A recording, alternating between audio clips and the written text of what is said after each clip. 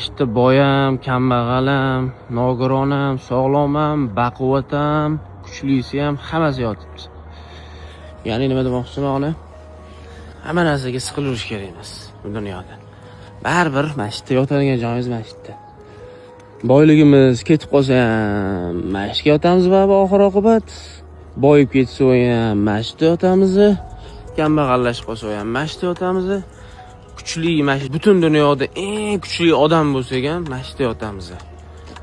Eng kuchsiz odam ham mana mashitda yotadi. Nogirona ham mashitda yotadi. Hamma bu jamiki musulmon odam mana mashitda yotadi. Shuning uchun har bitta bo'layotgan ishga siqilaverish kerak emas.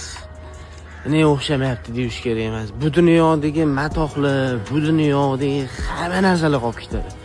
Asosiysi Allohga tavakkal qilish kerak, Allohdan so'rash kerak. Hasbunallohi va ni'mal vakil deyish kerak bu. Yaqin tanishingizga jo'natib qo'ying. Baribir insonmiz, bandamiz, bo'lar bo'lmasga siqilib qo'yamiz, sog'lig'imizdan oldirib qo'yamiz. Yaqinlarimizga kerakmiz. Ota-onamizga kerakmiz. Shuning uchun o'zimizdan oldirib qo'ymaylik.